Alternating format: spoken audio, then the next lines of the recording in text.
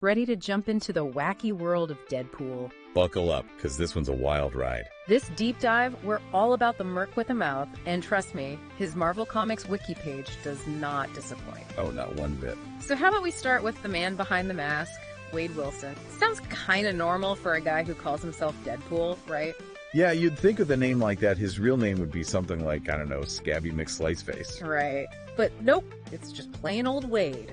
But then you start digging into his past, and let's just say things get a little messy. Like, really messy. Yeah, and trying to piece together a clear picture of Deadpool's origin story is like, well, imagine trying to solve a jigsaw puzzle where half the pieces are missing and the other half are on fire. Okay, so not exactly your average childhood. Got it. But seriously, what do we actually know about his early years? I mean, the wiki mentions some stuff about his parents, but it's all pretty vague, right? Vague is putting it mildly. It's practically a choose-your-own-adventure when it comes to Wade's past. There are hints of a troubled family life, maybe even some trauma, but it's never explicitly stated. And the thing is, we can't even rely on Wade's own memories, can we? Because he's kind of known for being, shall we say, a little unreliable. A little. The guy's like a walking continuity error. He can tell you his favorite color is blue, and then 2 minutes later swear it's always been polka dotted. So yeah, separating fact from fiction when it comes to Deadpool's past. It's a fool's errand. And honestly, that's part of what makes him so fascinating. Okay, I'm kind of with you on that one. It's like, the more we learn about him, the less we actually know. So where does this whole Weapon X thing fit in? Was that before or after he went completely bonkers? Weapon X, the gift that keeps on giving. Or should I say, mutating. You know, I'm going to need you to elaborate on that one. Right, well, imagine this. A top-secret government program all about creating the perfect super soldier.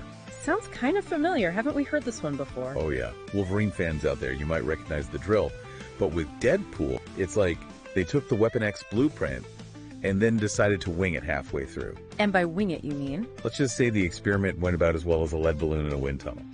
Yeah, they gave a healing factor that would make a Time Lord jealous, but at what cost? Because no experiment involving government agencies and words like super soldier goes smoothly, right? So what went wrong? Or maybe a better question is, what went even more wrong than the initial concept? Well, for big time. Physically and mentally. We're talking horrific scarring, amplified mental instability, the whole 9 yards. They basically took a guy who was already struggling and basically hit the fast forward button on his issues. So instead of getting Captain America, they got a walking, talking therapy session gone wrong? Pretty much. Ouch. So Weapon X, not exactly the best spa day, but it did give him his healing factor, right? I mean, that's got to count for something. Oh, it definitely counts for something. This is the kind of healing factor that makes Wolverine look like an amateur. We're talking regenerating from almost any injury, even coming back from the brink of death. Okay, so he's basically invincible. Like, try to kill a cockroach, but it just won't die invincible. You could say that, but like most things with Deadpool, there's a catch. A big, messy, psychologically damaging catch. So we left Wade stewing in a top-secret government program gone very, very wrong. Oh yeah, not exactly the recipe for a well-adjusted individual, is it? Not at all. But we're talking about Deadpool here, a guy who probably uses grenades to make popcorn, so well-adjusted, went out the window with his original face, right? Yeah, pretty much. But how does that messed up mind actually work? Like, with this crazy, powerful healing factor, what's going on up there? Well, imagine your brain is like a computer, right? Okay, I can kind of see that, yeah. Now imagine that this computer can instantly repair any damaged files and any corrupted data. That's Deadpool's healing factor at work, on a mental level. Okay, so no blue screen of death for this guy. Got it. But how does that translate to, actual thoughts and emotions? Think of it like this. For a telepath, someone who can read minds, trying to get inside Deadpool's head is like trying to watch a movie on fast forward while someone keeps changing the channel. So basically one giant brain freeze for anyone who tries to peek inside. You got it. Telepathic defense mechanism, Deadpool's got that covered. Therapy sessions, on the other hand, might be a little one-sided. Yeah, I'd imagine so. But there's got to be a downside to all this mental rewiring, right? It can't all be party tricks and telepathic immunity. Oh, there are downsides, trust me. Remember how the Weapon X experiment amplified all of Wade's pre-existing issues? Like cranking a guitar amp up to 11 and hoping the speakers don't explode. That's one way to put it. The healing factor doesn't discriminate.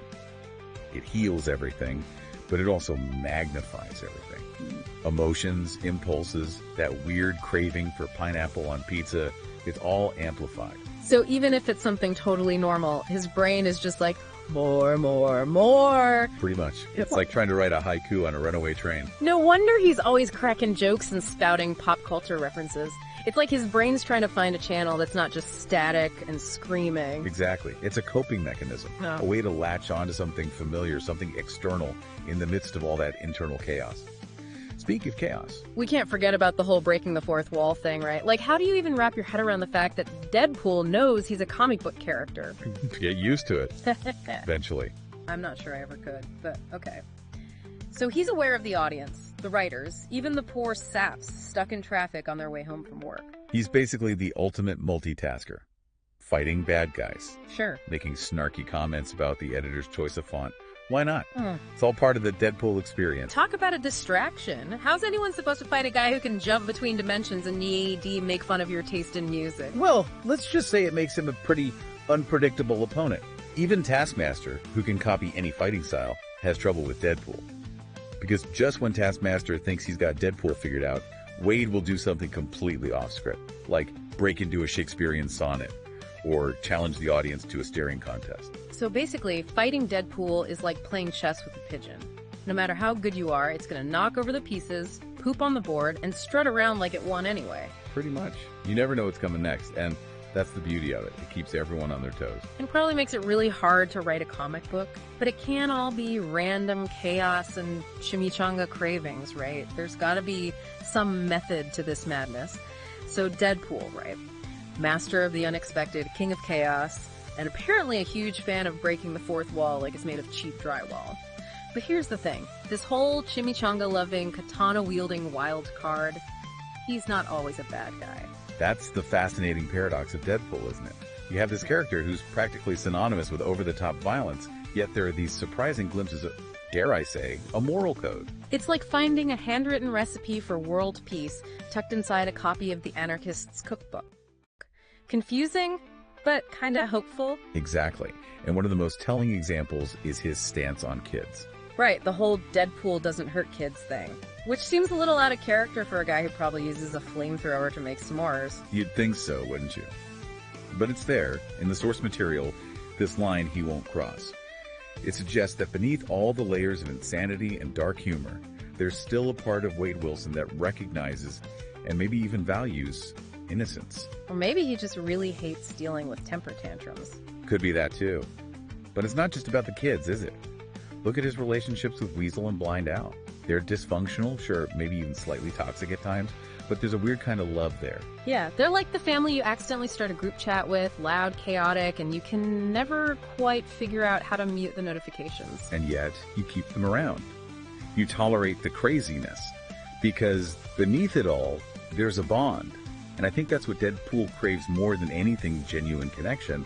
The tragedy is, his own mind makes it incredibly difficult to maintain those bonds. It's like he's trying to build a house of cards in the middle of a hurricane using nothing but duct tape and hope. And chimichangas. Don't forget the chimichangas. Right, of course. Always gotta have the chimichangas. But speaking of unexpected connections, we haven't even touched upon Deadpool's interesting relationship with death.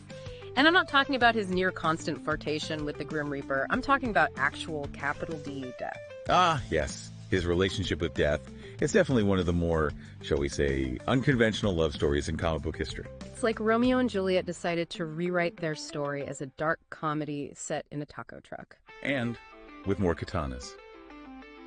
But there's a strange beauty to it, don't you think? This immortal mercenary, utterly in love with the one being who can never truly be with him. It speaks to that deep-seated longing for connection, for an ending that his healing factor will likely never allow. Talk about a recipe for heartbreak. But you know, when you put it all together, the tragic backstory, the powers gone haywire, the fourth wall-breaking antics, even the messed up love life, it creates this surprisingly complex and strangely relatable character. Absolutely. Deadpool, for all his absurdity, touches on some very human experiences. Loneliness, loss, the desperate need to find something, someone to hold on to in the face of overwhelming chaos. He's a walking, talking reminder that even behind the most outlandish masks, there's often a lot more going on beneath the surface. Well said. Well, on that note, we're wrapping up our deep dive into the world of Deadpool, the Merc with a mouth, the regenerating degenerate. You get the idea. He's a complex character full of contradictions and maybe, just maybe, a little more human than he appears. And definitely more entertaining than your average super soldier experiment gone wrong. That's for sure. So, until next time, keep it meta, folks.